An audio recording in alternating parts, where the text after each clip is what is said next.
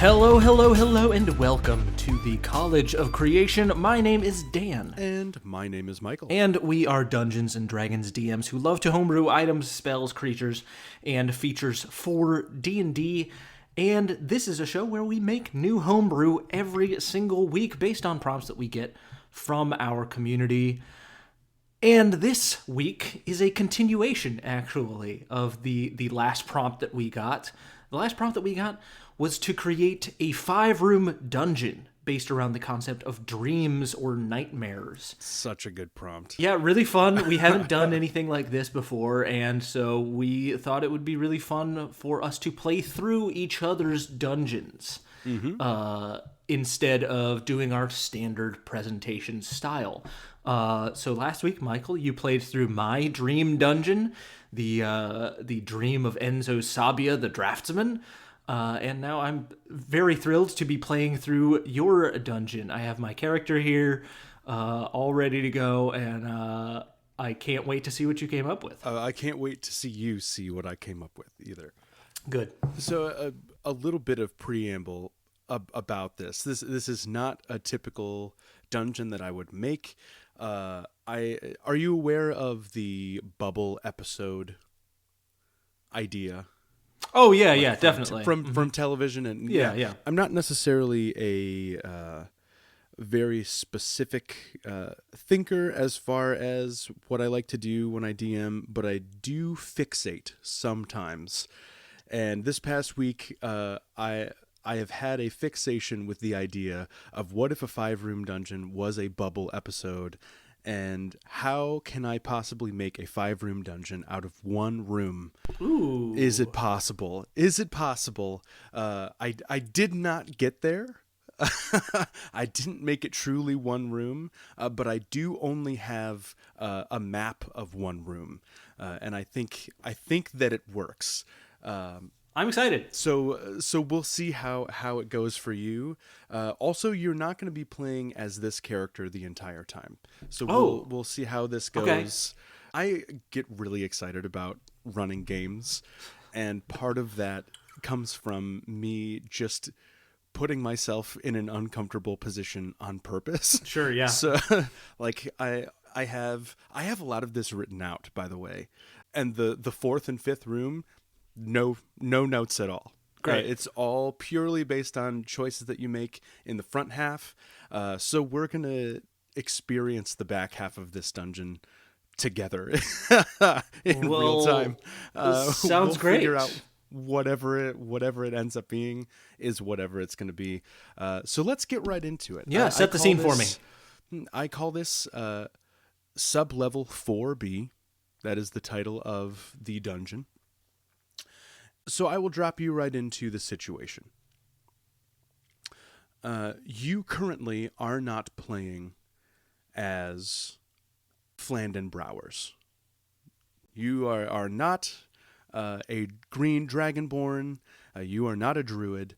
You're kind of surveying this scene before you in a voyeuristic capacity. So right now you are observing a large chalk white cafeteria. It's huge. It's filled with humanoid creatures of a wide range of species, most of whom are wearing olive green jumpsuits. Select few creatures are wearing navy blue. They're filling various working roles. Some of them are custodial staff. Some of them are servers. Some of them seem to be guards of some sort. And as you kind of survey over this cafeteria space, a few creatures stick out to you. And I'd like to have you select one from the list that I give you. Okay. So I'm going to give you 6 options, and you can pick whichever one you want. By the way, all of these humanoid creatures, on the backs of their jumpsuit, they have a number. Between 01 and 99. So this is like a selection group. It's like a focus group, right? Of 99 individuals. So you have subject S06. He's a stern and muscular Goliath. He's not talking very much. You have subject S13. He's currently winning at a dragon chess game against another creature. Subject S48 is quietly observing everyone else. That's an elf. Subject S52 is ravenously finishing their meal. It's a dwarf. S85 is laughing and funny, telling jokes to a bunch of other creatures. That's a human. And S99 is trying to steal S06's food, and that is a halfling. Which creature would you like to embody for the next few moments? Sorry, you said the first one was a Goliath, like a hulking Goliath. Yeah, Goliath. Okay, Looks kind of mean. Okay. Given sort of my position as surveyor here, I'm curious about the people who are doing something out of the ordinary. Let's go with the halfling. Okay. So you are selecting subject S99. S99. Halfling. Subject one. S99 is your character name for now. Okay. And you are going to have base stats, a universal modifier of +0, except for all of your dexterity skill checks. Gotcha. Which will be a +1. So you've essentially chosen the dex character above table. Now that you are in that character's point of view, you're observing everyone else here, and you kind of get the idea that there's a mix of emotions in the room. There's generally a curiosity for why you are all here, but it seems to be all voluntary.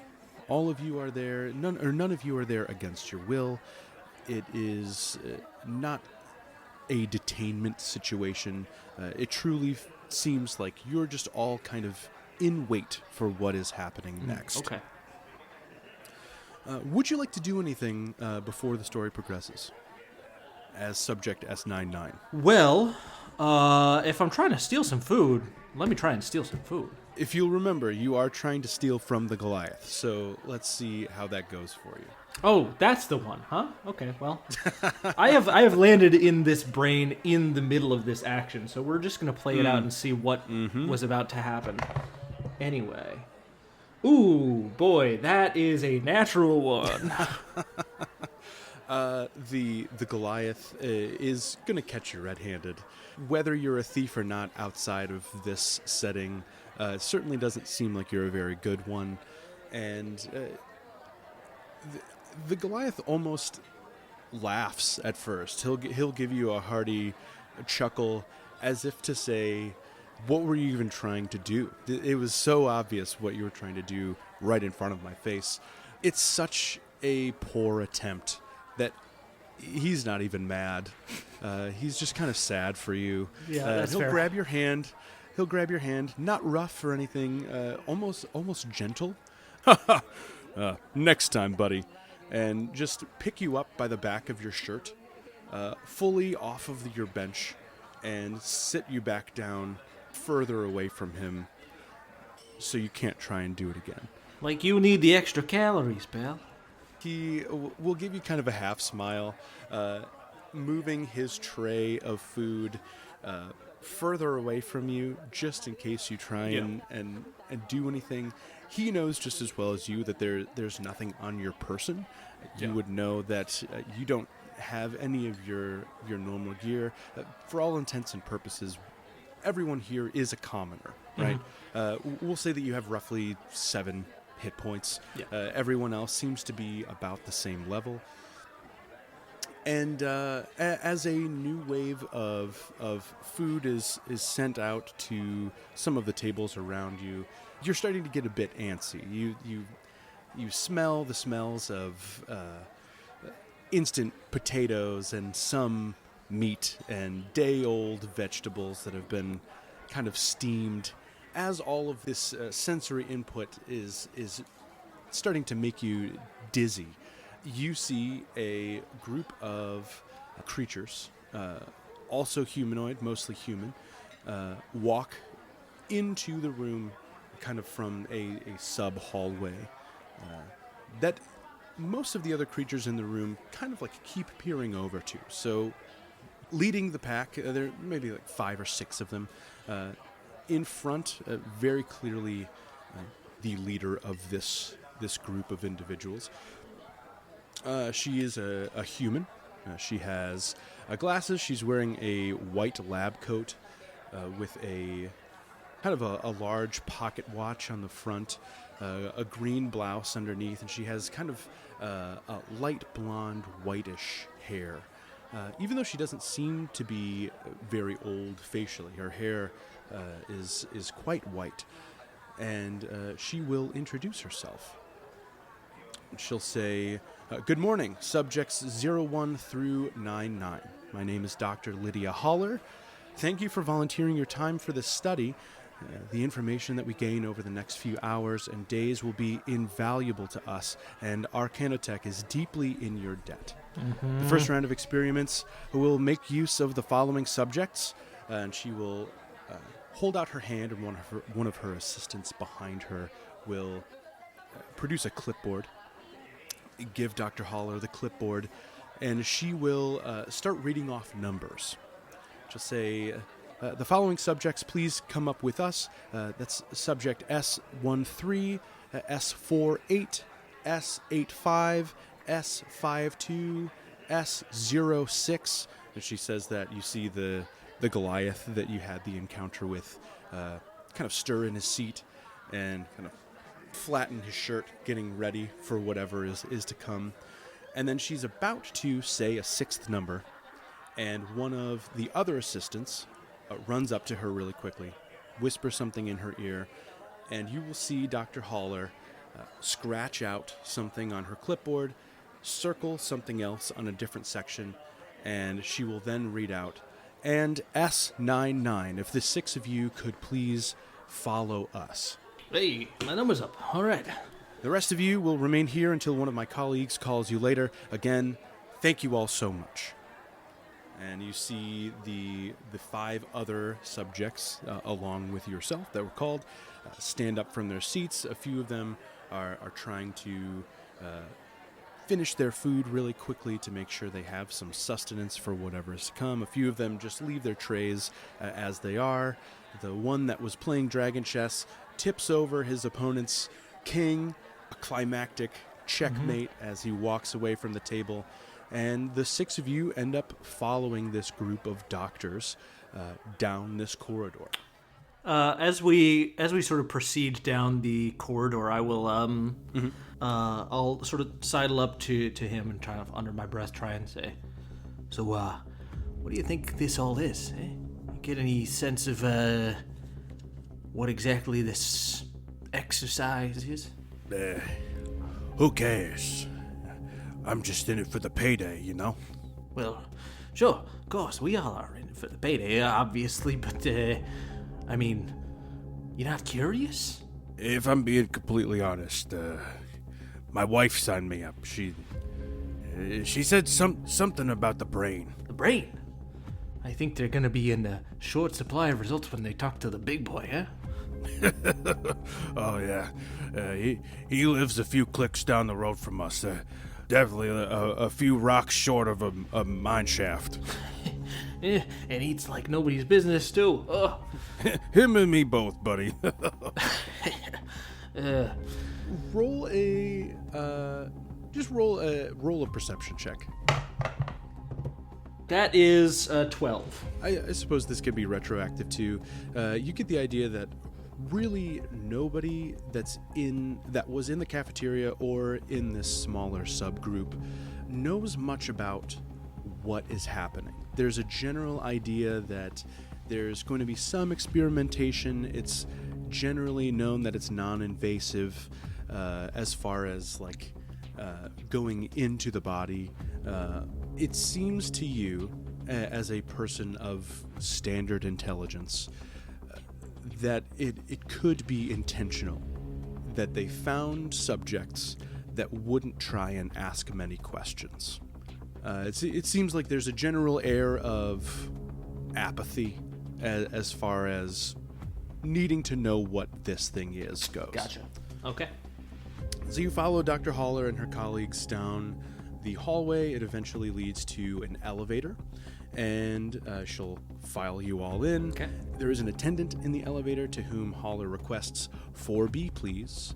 And the attendant will press the appropriate buttons, and you feel the elevator start descending down. There's a moment where she will kind of, under her breath, whisper a few things to her assistants. And this is quite a large elevator. It's kind of like a freight elevator, you would assume. Sure. Probably like 15 by 15. So it's a big square elevator, enough to cart a lot of equipment or just mass amounts of creatures at once. So she and her assistants are kind of up towards the front by the door. Everyone else is kind of dispersed throughout the elevator, kind of making themselves comfortable. And when you get down to the level that she requested, there are 3 other assistants waiting outside of the door. They each come in and grab one of the subjects. Dr. Holler is going to pair up with you. So you will see the other assistants, you'll see the dwarf that you talk to, you see the Goliath that you talk to, and the other 3 all kind of branch off.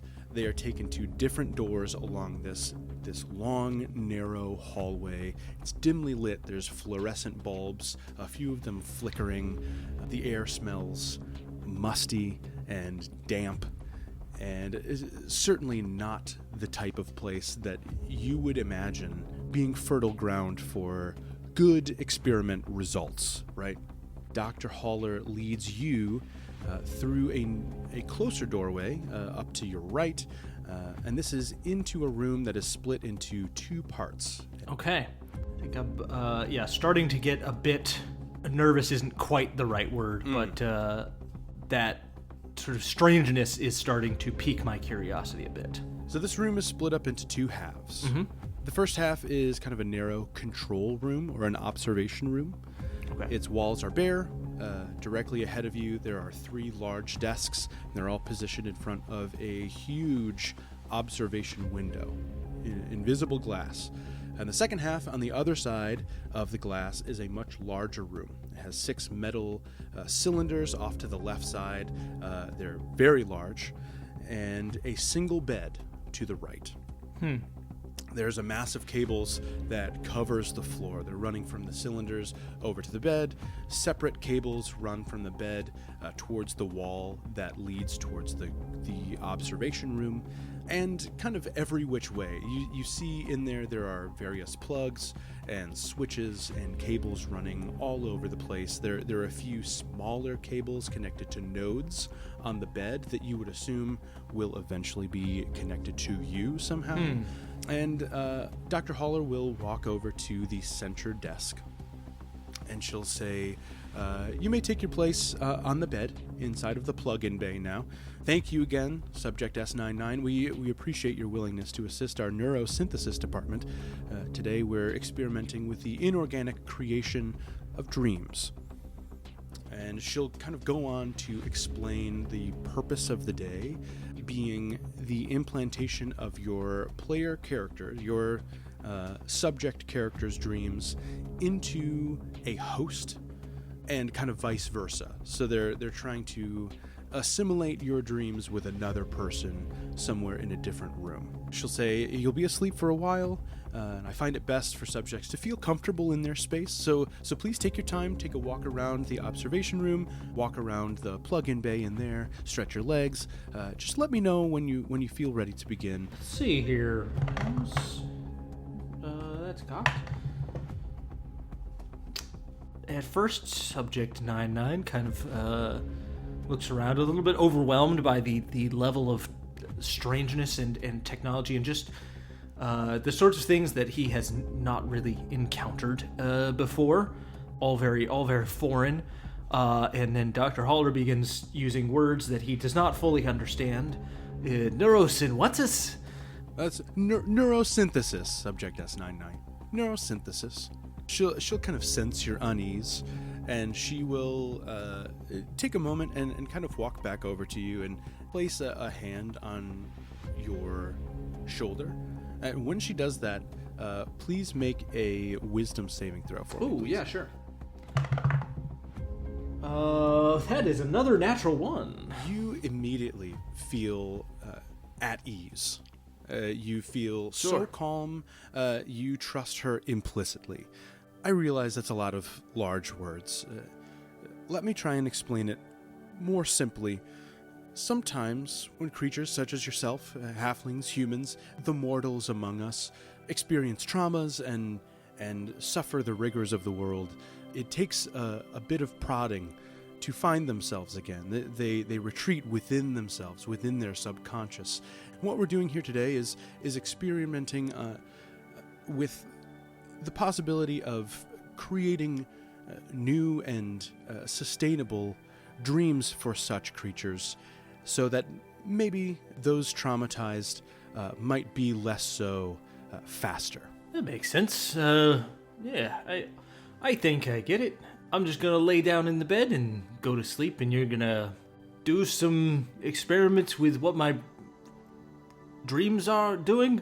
Essentially, yes. Yep, we've diagnosed you as a very typical creature, and we need to take a look at subjects that are treading the line in the middle of the neurotypical to see where we can find a good baseline for those that are a little bit more unstable mentally. Well, whatever you say, Doc. Sounds pretty good to me. All right, and I'll just, I mean, if she's earned my confidence entirely or bought it or something. I do not perceive anything odd about her saying the mortals among us and not including herself in that. Not with the natural one, you don't. I feel no concern about that whatsoever. And I go into the room and I lay down on the bed. Great.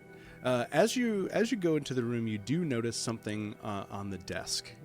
Okay. Even with a 10 passive perception, it's clearly a mistake by an assistant or an intern or something. You see something on the leftmost desk, which is kind of on the way to the door.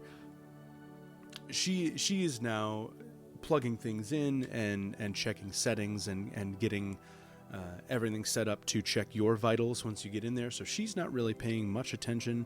She is convinced that she has you in the palm of her hand. Sure. But you do see a grouping of papers. Okay. It's a brief file, mostly redacted.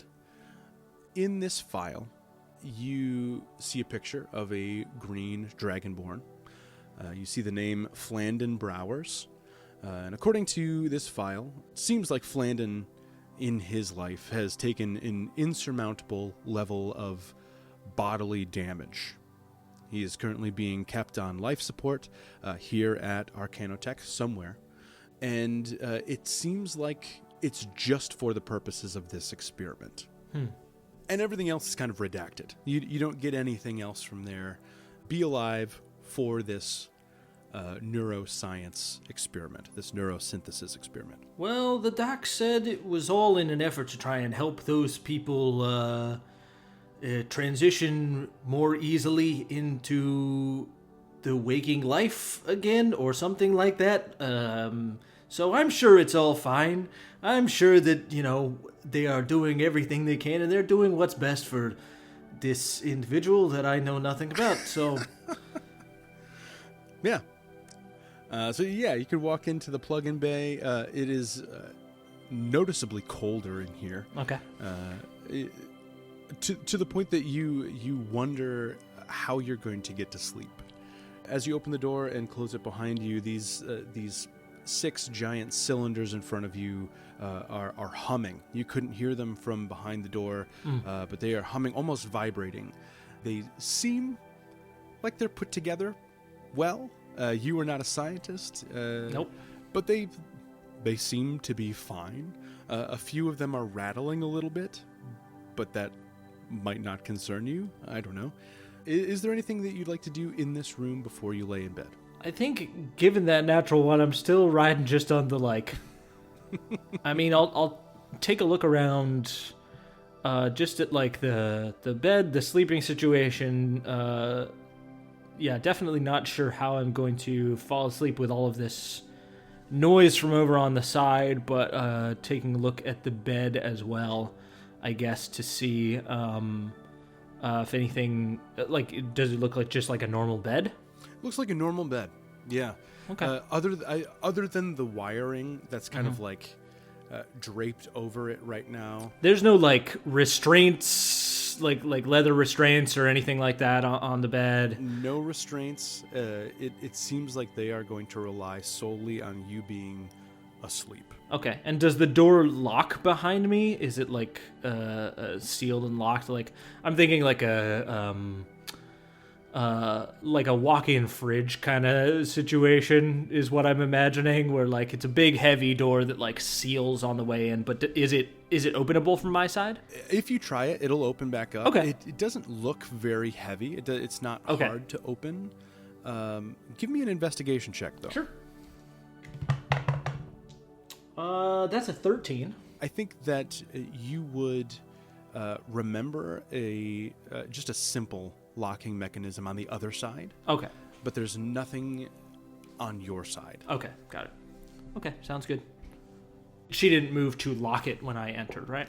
She did not. Okay, She has, since moving to the desk, she has not gotten back up. Okay, great. She will finish what she is doing on her side, and she'll kind of stack some papers on the table, just like hit them against the desk and set them down, and she'll say, "Okay, subject S99, are you ready to begin?" Ready as I'll ever be. Just so we can keep your environment in there as sterile as possible and make sure that no other creatures get into your space, if you could please take the 2 nodes that you will find up by your head on the bed and place them on your temples, please, and then place the other 2 down by your wrists on the inside of your palms. Okay. As you lay down in bed, all worries about whether or not you could get to sleep fade away immediately. It is the most comfortable bed you have ever laid on in your entire life. Everything, it has the perfect ratio of firm to soft. It almost contours to the shape of your body so that it fits you perfectly. No matter where you roll over, it is the perfect positioning. Your spine is never out of whack. Your muscles are all supported. It is just sublime. Nice. And you immediately start to get drowsy. Okay. By the way, you don't see any speakers or anything, but it sounds clear as if you were standing right next to her. You hear her voice. Even like with the noise from the tanks or the big cylinders going? Yep. Great. Cool. Yep. You hear her voice, and she'll say, "Okay, S99, we're going to begin putting you under now. Just want to get your last-minute consent. You still are willing to go through with this experiment." I'm feeling pretty tired now, so I think we're all right. Perfect.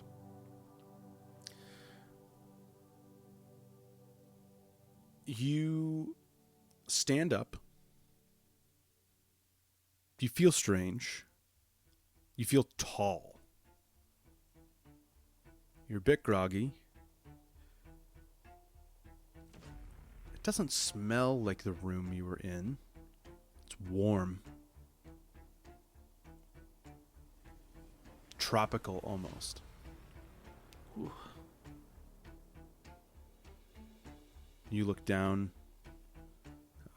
and you are shocked to see that you are no longer in your body. You no longer look like Subject S99. You are a very tall, very broad, green dragonborn. Ah! You don't remember going to sleep. You don't remember standing up. You don't remember coming here, certainly. This is a place that you have never seen before. You can kind of look around. Mm-hmm. You notice that this place is murky and deciduous. There are a lot of low draping trees. Again, it feels very tropical, very damp. The ground beneath you is no longer the glass tile of ArcanoTech Industries. You are in mud. You are standing in wet dirt. There's a small pool next to you that you can kind of check to see what you look like, confirm that you have transformed somehow, and you recognize in the reflection of the water Flandon Browers, the dragonborn that you saw in the file on the desk. Okay. Dr. Holler? Anybody around? There is no response from Dr. Holler. And the area I'm in is just like mud and forest, right? What do you think this place is? I don't know. It looks like I'm standing in mud and there's a bit of water. It feels swampy. The exact moment that thought crosses your mind, you see terrain kind of burst out from you in all directions. Just mud and water. The trees just go away, and far as your eye can see, you are standing in a big mud pit. Oh, I don't like that at all. It looks... I look out into the distance and see if I can see anything that looks like solid land. Make a survival check. Sure.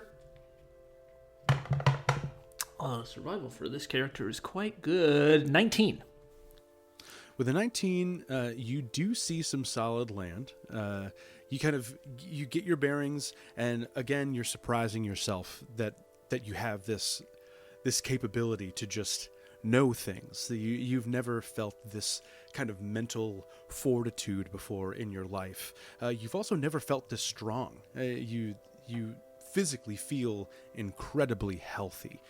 So you just kind of, even with your hands too, you kind of feel around in the mud, and you find your bearings. You find a patch of mud that has kind of some stone fortification beneath the surface, and you start following that direction. And eventually you are kind of on more solid ground. The elevation is a little bit higher here, and you can look out around this territory that you have found yourself in now. We're maybe an hour out from dusk, so it's a little bit dark, but you can still see most of the terrain around you. There are thousands of trees from this vantage point. There's this giant mud puddle that you seem to have created out of nowhere, and you get to the lip of this kind of basin, and out on the other side of it, thousands of trees. It doesn't quite smell like death, but it does. It smells like decay. The strangest thing to you is that it does feel somewhat familiar. You know in your logical brain that you've never seen this before, as subject S99. But something is telling you that this is familiar and almost comfortable. Okay. So I only have my own sort of conscious memories, right, of like the lab and the waiting room and all of that, right? I don't have any other memories outside of that. No new memories, but you still can remember. Somehow, it's a very strange kind of like mental divisiveness, right? Where you know that you're asleep, you remember getting into the bed, but now you know that you're here, so you do retain all of those memories for now. It does seem like you are having trouble figuring out where you were before the cafeteria, however. Okay. Just without even really consciously thinking about it, I am trying to make sense of anything here that I don't really understand. The nature of like this body, the way that the terrain changed sort of rapidly and on a dime, almost as if responding to a thought.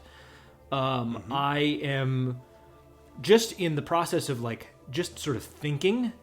I think I will almost by accident cast detect magic.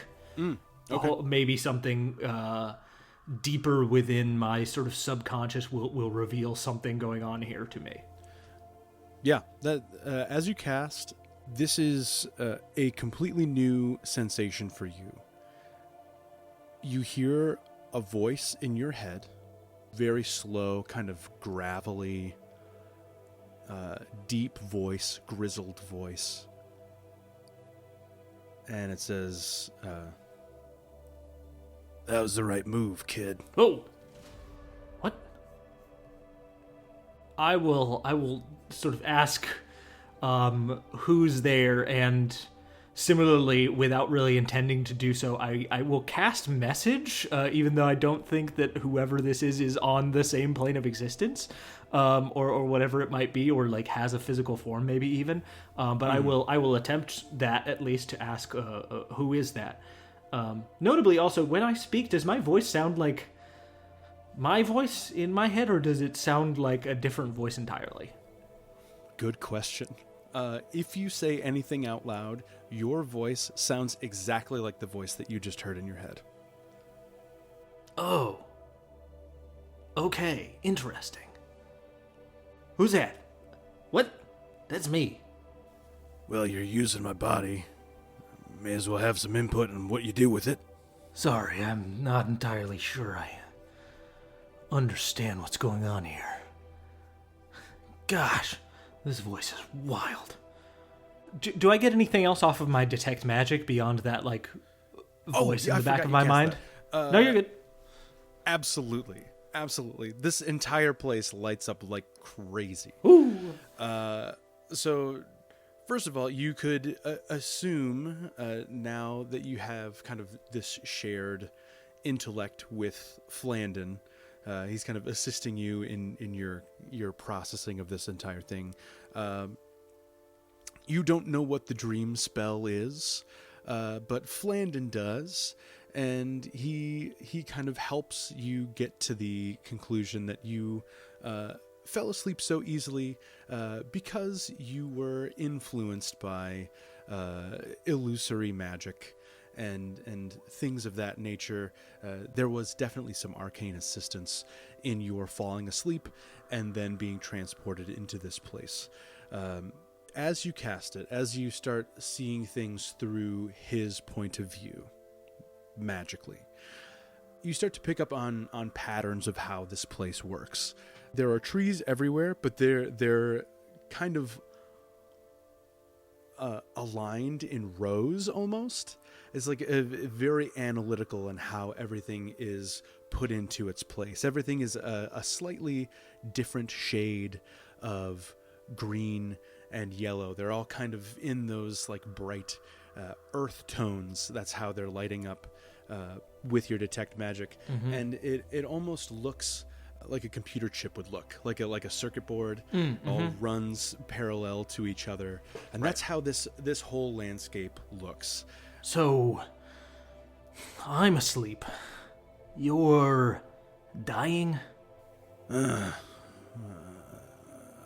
assuming I'm asleep. And so, they're trying to put me in here to get inside your brain? Listen, kid. I know you're already here. You're kind of past the point of no return. You gotta know. You don't ever trust ArcanoTech Industries.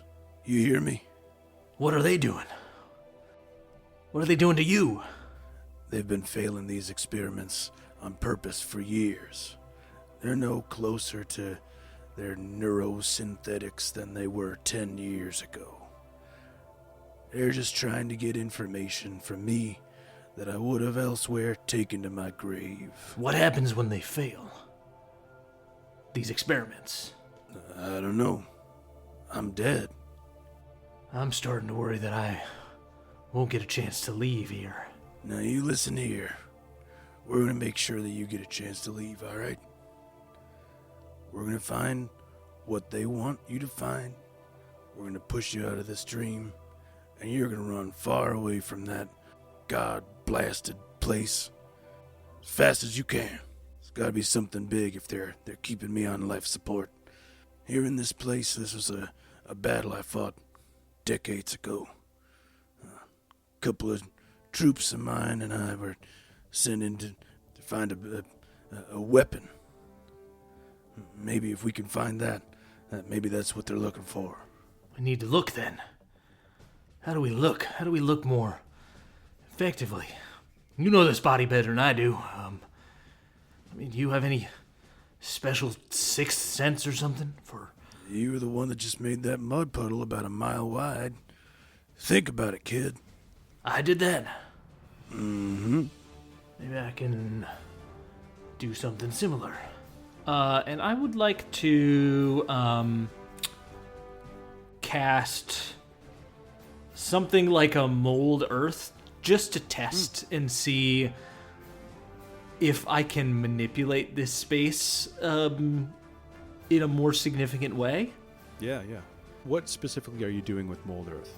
At first, just see if I can make some of this dirt that I assume is difficult terrain, just manipulate it back to take on the same quality of the solid land that I am currently standing on, and just like expand that into the muddy, swampy space. Yeah.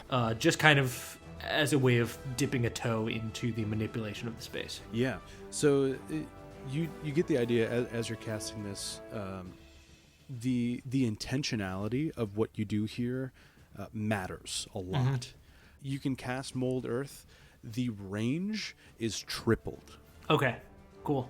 I will just attempt to, as I feel that the casting takes hold and that I can change the nature of this place through intention like that and feel that I do have some control, I will expand it out further and allow it to just sweep across the area in front of me. And I will turn back inward and sort of think, all right, so I guess I do have some control here. Kid, you have all the control. Need to see if I can find out a direction or a sense. You have memories of this place, right? Mm-hmm. So I just need to see. I need to see around, see if anything sparks your memory. And I will wild shape, I think. Okay. Just with that intention of... Oh, actually... I don't actually have to wild shape to do this. This is a racial feature, I think, actually. What are you trying to do? I'm doing the draconic flight. I think Spectral wings, yeah. I was gonna turn into a bird, but I don't have to turn into a bird.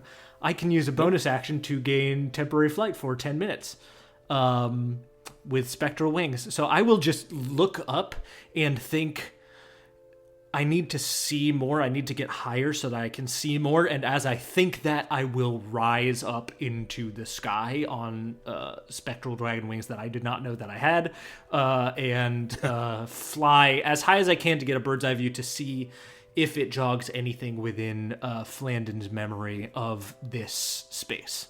First and foremost, you have 30 minutes of flight instead of 10. Okay. Here. Cool. You get the idea now that you're in this body.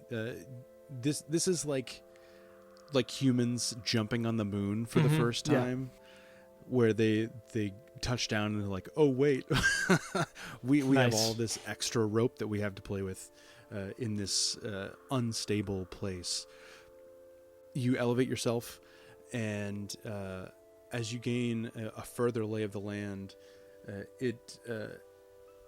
as you kind of like pan out, you will see the forest kind of take a shape. Almost looks like the number 9-9 trees, kind of like reshaping their spatial configuration. Mm-hmm. And then you'll hear seemingly out of the sky, boom boom, and you hear the voice of Dr. Haller. Subject 9-9, please, if you would, descend back down to the ground and proceed deeper into the dream. We don't need you going anywhere up there. Find the lower layers of this dream, please. Thank you. Boom boom. I will message in my mind to Flandon, whatever they want. Seems like it's down further. When we were on this mission back in the day, there's a new kind of technology we were looking for, a heavy artillery. That's why they were building it out in these swamps. None of the kingdoms wanted anything to do with it, so we had to come out here where there's no jurisdiction, no oversight. I suppose a cave would make sense. Maybe a mountain or an underwater river. Is there in the quick scan that I took around? I saw the like forest, obviously, but was there like more like rocky terrain that might be mountainous or hold things more like caverns or caves? Make 2 checks for me. Okay. Roll nature, please, and then roll insight on Flandon. Okay, nature is going to be only an 8. Insight is a 20, not nat. With a dirty 20, I think you can rule out any malicious intent. Mm-hmm. He does seem to have your best interest in mind. It does seem pretty clear that there is a shift from a few moments ago to now in his decision-making ability, or his like cognitive processing ability. With a nature check of 8, you do not see any mountains, and things kind of reshape based on that to be more deciduous. There are more trees, less caves, less mountains. I am going to descend back down. Okay. Actually, if I could, because I'm getting the sense that most of the things that I can cast and do in this space are heightened, based on sort of intention and things like that. I would love to use a Misty Step to just try and like descend, but like almost rush across and towards maybe the edge of where the forests meet the swampy area. Mm-hmm. Okay, great. Yeah, going all the way out to the very perimeter of the range, you have 90 feet of Misty Step.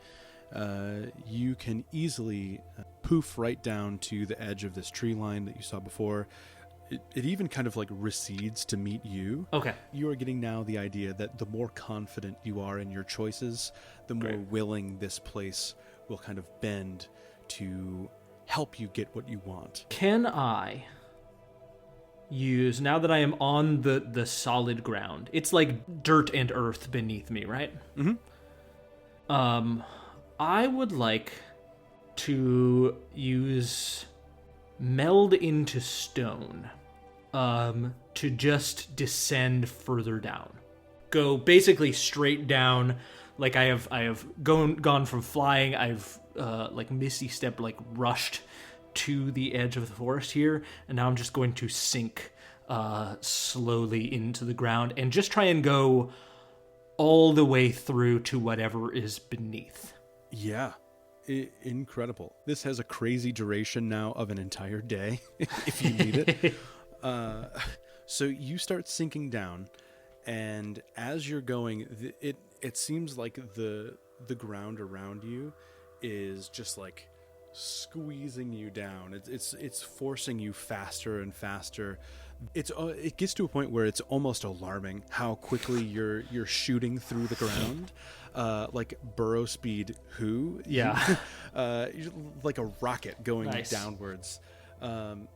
I need a dexterity saving throw from you, please, which you can make with advantage based on the subject that you picked at the beginning of this. Oh, okay, cool. Okay.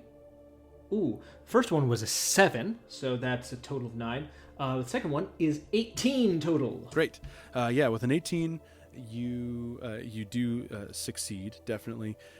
You find the other side. You are firing down through the ground, and you shoot up through the ground backwards, upside down, and you catch yourself with an 18 dexterity save on a root that you happen to find, and you are now hanging by your hand, by this root on the ground in the same world that you just left. Everything is upside down. Whoa, okay, weird. Great. So you can see the trees, they're all growing downwards out of the ground that you're hanging from. That's great. You do see here a mountain with a cave very visibly at the base of it, also upside down, and it's pretty close to you. I would say within 120, 150 feet away from you. And this is going to bring us to a skill challenge. Excellent. I would love for you to pitch me a skill that you would like to use to get to this cave. 3 successes to 2 failures. You make it into the cave, and you have found this thing that Flandon and his team was set to discover decades ago. I want to try and climb across as much of this forest as I can, upside down, and I will wild shape into the form of like a giant spider to do that. Perfect. If I can. And let me find a giant spider stats, because I think I'd like to use something like, I don't know if you would call that dexterity or if you would call that athletics or something else like that. I would say athletics, acrobatics, maybe. Okay.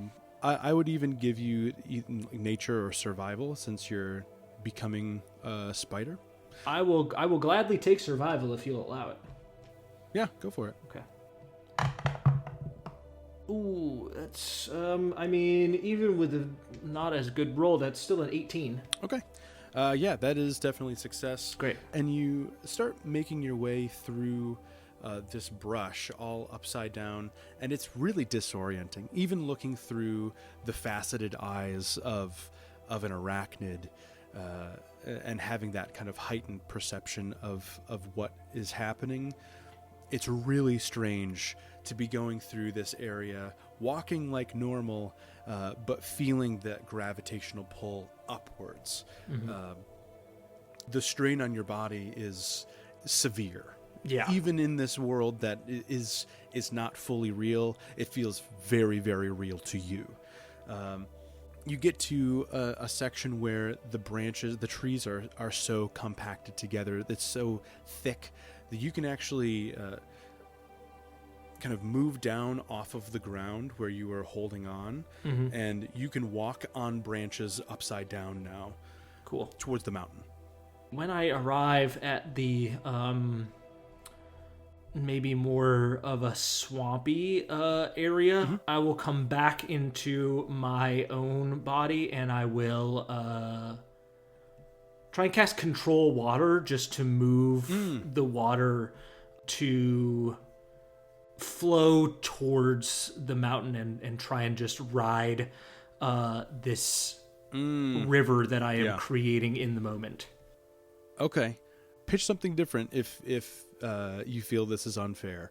I would like you to use nature for this. Okay. To see how much water you can actually siphon out of the mud. Sure. Natural 14, what is my nature? Nature's +4. Another 18? Nice.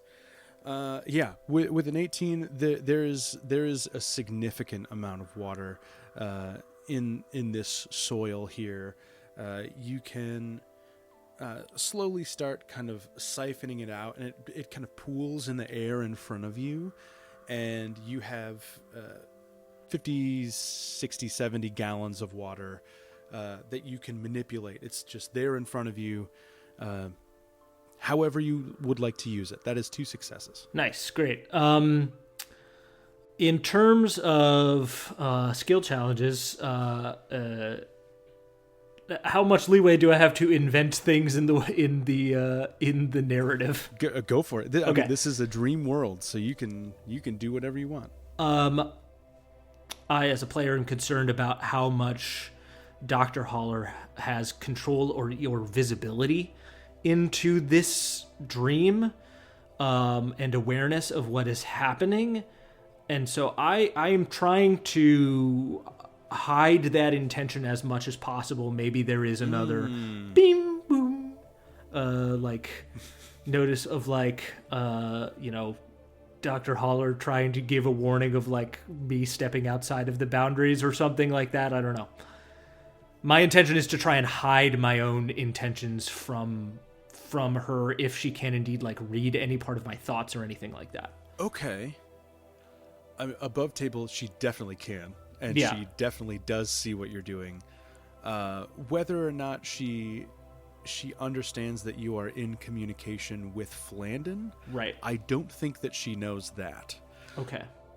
I'm trying to go for stealth, but is that unreasonable? I'll give you stealth. I'll give you stealth. Okay. All right. Yeah. Go for it. Mental stealth. I had a +6, so that's a 9. Okay. With a 9. Bing bong. Hello, Subject 99. Just checking in. It seems that you have disappeared from the main area of the dream that we were walking you through earlier. Just checking to make sure that everything is okay. At this point, you will be able to respond to me directly. Just give me an okay if things are all set. Everything's fine. Great to hear. Please continue. Bing, bing. Shit, she's watching the whole thing. You gotta get in there fast, kid. Keep on going. All right. That is one failure. That is Thanks. one failure to 2 successes. Okay. I come to the base of this mountain and I need to scale it. And I guess I'm gonna enhance ability my strength then. Okay. So you're going to attempt to scale. I would say from where you are, you have about 40 feet to climb up to the mouth of this cave. Okay. So I'm going to say if you are straight up climbing it out of wild shape, your DC to get there safely and not fall upwards into the abyss of the sky is going to be 16. I Okay. need you to hit a 16 athletics, please. Can I wild shape for this actually? Sure, yeah. Okay. The DC is going to stay the same, but Yeah. you have that I'm just knowledge going to now. maintain concentration on enhanceability, and we'll go with an ape. We have an ape. It's got a +7 to athletics, and I have advantage, so hopefully I can hit a 16. First roll is a natural 17. Second roll is a 2. So we'll go with the 17, which brings it to a We'll total take of the 24. 17. Yeah, with the 24, easy money. You are making leaps and bounds, covering 10 feet with each long stride of your ape arms. And you get up into the mouth of this cavern very quickly, very easily. We'll call that 3 successes to 1 failure. And Nice. that is a completion of the skill challenge. You get up into this cave, and you can safely kind of reorient yourself down onto the ceiling of the cave. Okay. So you are safely walking with gravity now. Still, everything is upside down, but you are now on solid ground. Right. And you see, shortly before you, maybe 40 feet away, a large steel chest. Okay. Nothing in between you and the chest, nothing that you can perceive around the chest. It is just sitting there. It technically is now on your ceiling. It's on the floor of the cave, so you will have to figure out how to get up there. But it's there. That's it, kid. That's it. Go get it. You can get out of here. As I look at it, can I... I'm going to drop another detect magic and see if I can get any information specifically about like what the nature of this magic is, if I can learn anything about it. It is, right upon casting, it is bursting with evocation magic. It is highly volatile. It seems, from what you can read within the chest itself is not magical at all. Okay. But whatever's inside is so incredibly powerful that the seams of the chest, almost as if a light is shining through them, and you can see the little beams of light shooting through the cracks. This like deep crimson magical reading. It feels dangerous. If this is something that ArcanoTech is looking for, that doesn't feel like a positive step for the society that you are living within. Can I do an insight on Flandon, or I guess myself, like whatever that is?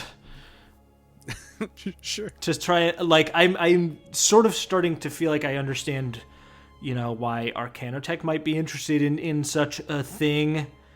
Obviously they are, they're hoping to use it for some purpose and utilize it, but I feel it's very destructive, so I don't love that. But what is Flandon's interest in me going and getting this right now? Is it also, does it have a nefarious edge to it, is what I'm wondering? Yeah, roll insight. This is going to be opposite your own, or Flandon's own deception. Okay. This is the thing that he is guarding from ArcanoTech.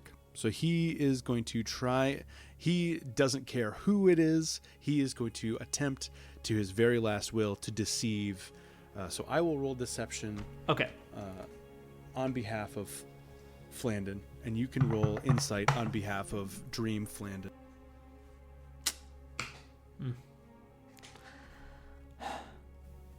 What'd you roll? That's going to be a 7. Okay, there's still a chance. His charisma is -1, so we'll see. Here we go. So you need me to roll a 7 on the die, or A lower. 7 on the die or lower. That is a 6. Ooh. For a deception of 5 Okay. versus your insight of 7. Neither of you are very good at what you're trying to do. We're in the same brain right now. It's hard to hide, and it's hard to read your own mind. It's a very strange introspective type of situation here that you're not 100% well versed in, but you get the idea just kind of peering in slightly by a small margin into Flandon's deeper memories. Flandon used to work for ArcanoTech Industries. He was a contractor for them. He was tasked for a long time by them as kind of a military liaison for the more natural places that they didn't have many experts to go out and kind of explore. So he did a lot of these kind of rough and tumble missions for them so that their white collars could kind of get away with clean hands. And this was not the mission that incapacitated him, but it was the mission that began his steep mental decline. He always regrets what he did during this mission, and anytime they pair somebody with him in this neurosynthesis experiment, he tries to get them to find this thing and destroy it in the dream. Okay. So you now have a choice. Now that you know this, do you take it and escape like he originally was asking you to do to save yourself, and then run away from ArcanoTech, knowing that they will have a closer grasp on this technology? Or do you destroy it in the dream and trap yourself here with Flandon? So I do not get the sense that attempting to destroy it, dispel it, undo whatever it is inside of that box will have any effect at all. You would get the idea that if you destroy it now, just edging out his deception, if you destroy it now, you would ruin the chances of them digging into his brain to try and find it. Okay. But if you retrieve it, if you just go up and touch it and take it, Dr. Haller can pull you out, and they would be one step closer to find it. Right. Or option C that you figure out now. If I try and destroy it here now, would it I guess the question is, would it actually destroy it, or would they just try again with someone else? Make an insight check on Haller. Okay, sure. Nope, that's a natural one. That's a 6.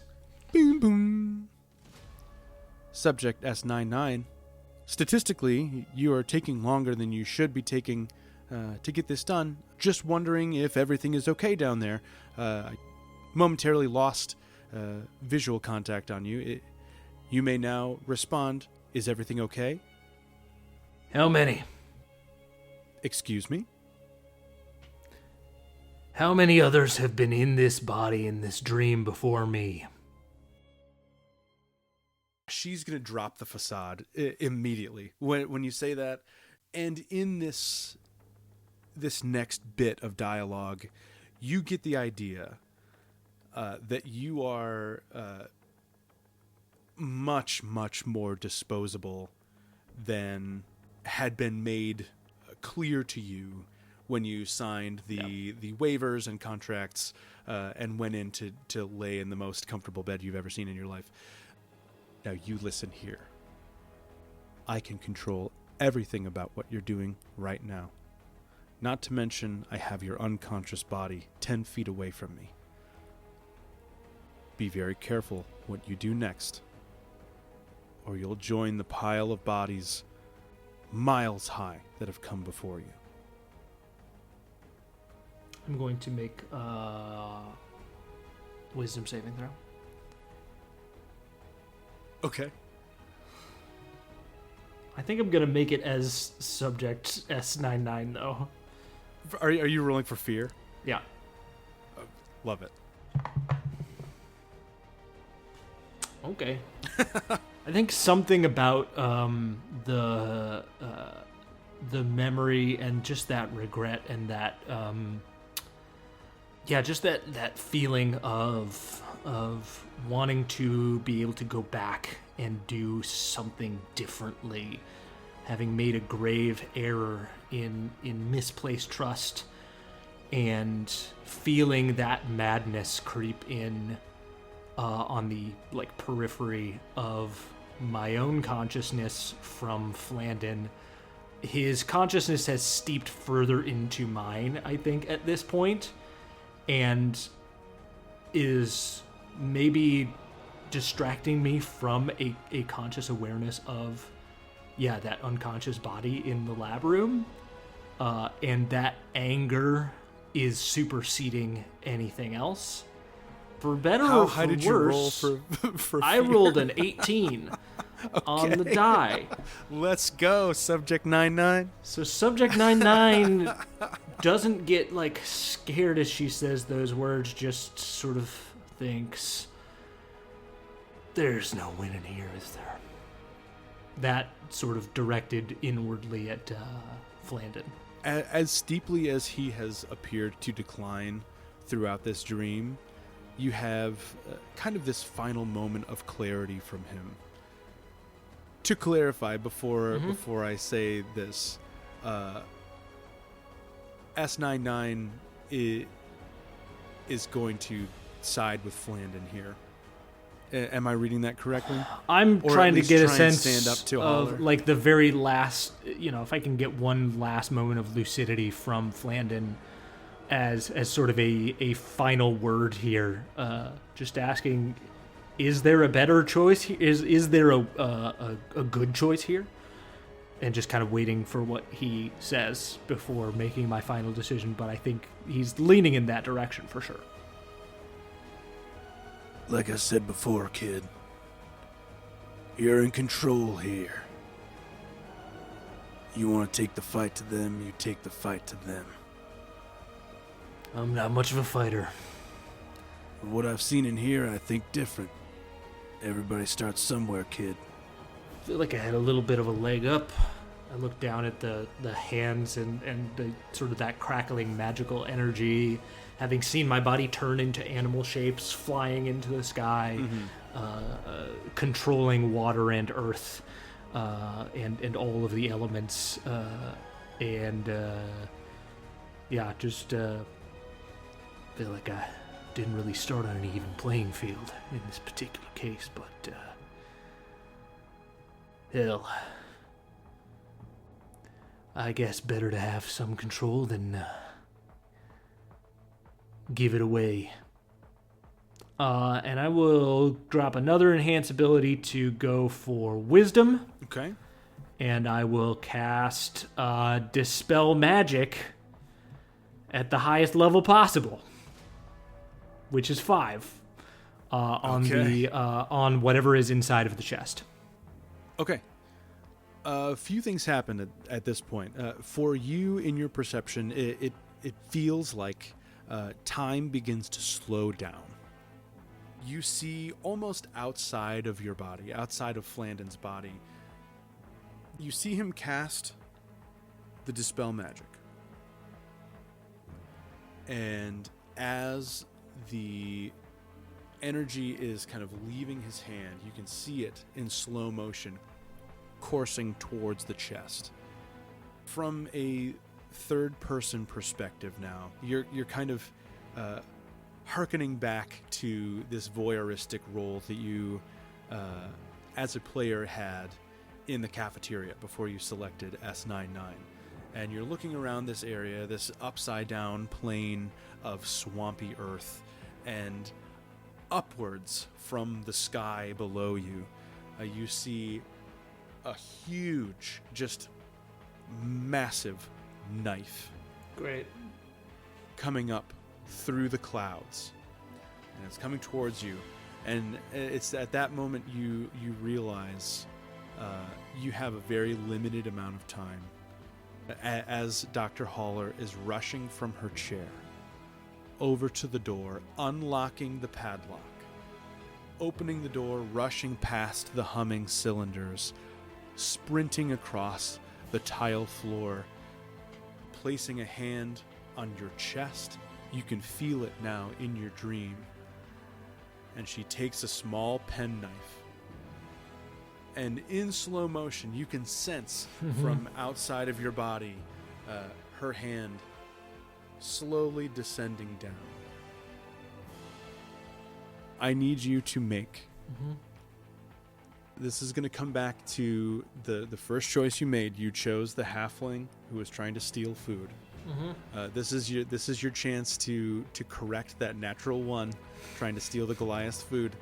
I need you to make a sleight of hand check at advantage because you chose the halfling. If you make a 14 or higher, your spell hits before her knife hits. Great. That's a natural 18. You watch him cast Dispel Magic. It hits the chest. As the knife comes up, it starts to break through the ceiling of the cave that is your floor. You can see it crumbling the dirt around Flandon's feet, and you see him start to fall backwards. The chest ignites into flames, and you lock eyes with Flandon for one split second, and you can hear him in the back of your head one final time, completely lucid, and he says, Go and turn the tides, kid. and he will. He's going to make an attack at you. to try and snap you out of your dream. Oh. This is going to be using his hit point pool. Essentially, he is going to attack himself, attacking you as himself. He is going to cast. He has 2 5th level slots. You spent one of them for the Dispel Magic. He is going to cast Call Lightning on you. So I need a Dexterity saving throw from you as Flandon, please. So that's a +2. Before I roll this, did the Dispel Magic successfully dispel whatever is in the thing, or do I need to roll the ability check is it higher than level 5? The magical effect there. It is not. It was successful. Okay, good. Wasn't sure. That's why I rocked the enhance ability there. But good stuff. Okay, we're rolling a Dexterity saving throw. And that is a natural 4, so 6. You are going to take some damage, or Flandon rather is going to take some damage. 5d10 lightning damage. Okay. If this breaks 20 HP, you are shunted out of the dream, and you have a chance to stop Dr. Haller from stabbing you. Oh, good. There are no restraints on the bed. Restraints on the bed. The knife is coming down towards your chest. It is almost there. And in a last-ditch effort, you've destroyed the chest. The last-ditch effort to try and save you, Flandon sacrifices the rest of himself. He does 21 lightning damage to you. You are shocked out of your dream. Dr. Haller is no longer at the control panel, so she can't keep sedating you with magic. Everything has been turned off. You gasp out of your dream. And I need one last Dexterity saving throw from you, subject 9/9, to try and grab the knife before she gets it down to your chest. Dexterity saving throw with a +1 is going to be a 4. All right. Let's see if she will hit you. She's gonna roll to hit. Just a d20, a flat roll, no modifier. If it is below a 4, you catch it.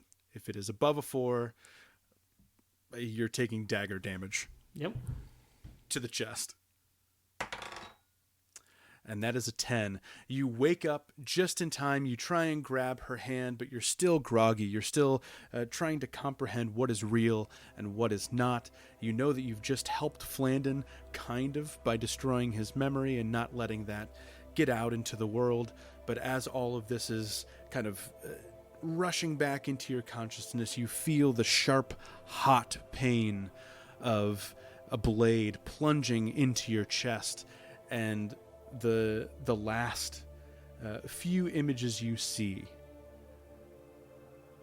is Dr. Haller's face, calm, apathetic, no emotion, plunging it into you and holding it down. Damn, it's cold in here. And everything goes black. But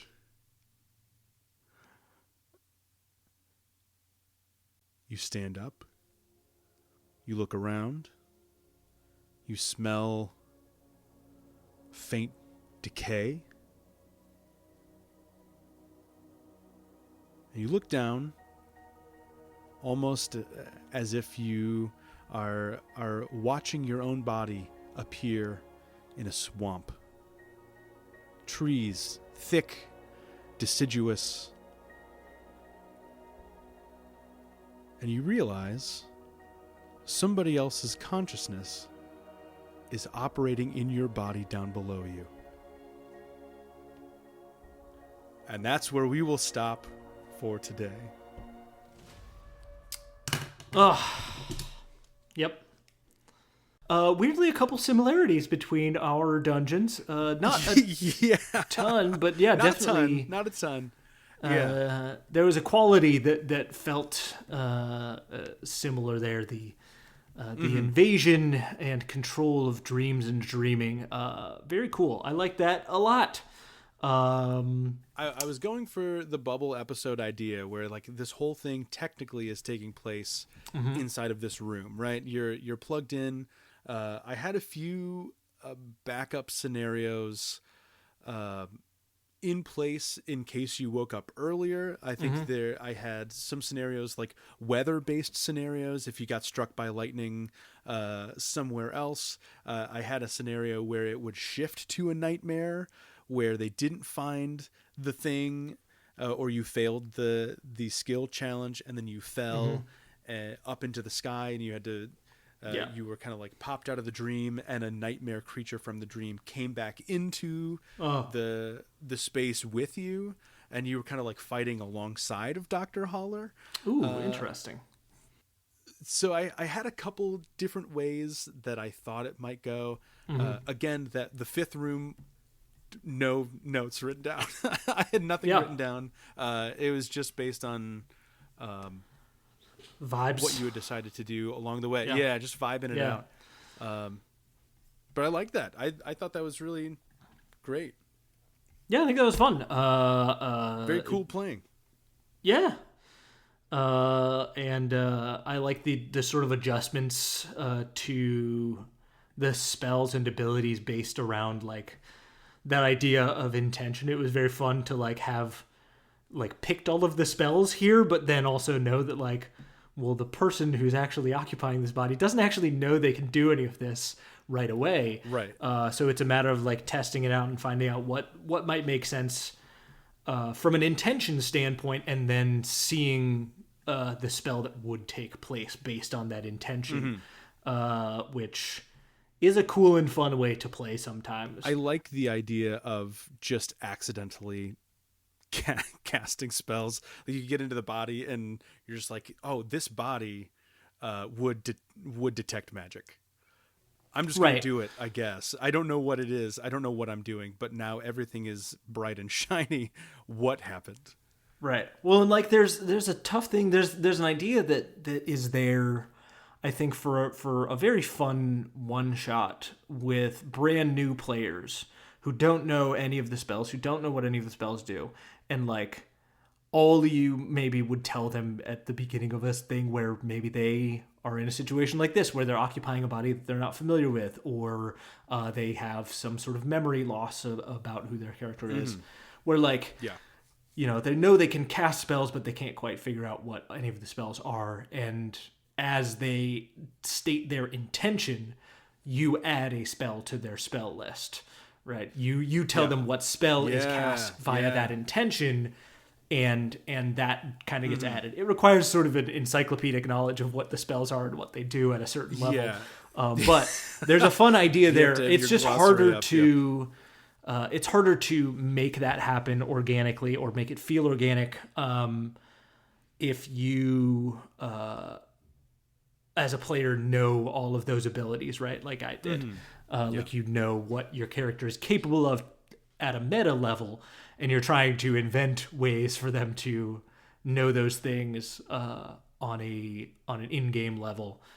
It's a tricky thing to walk.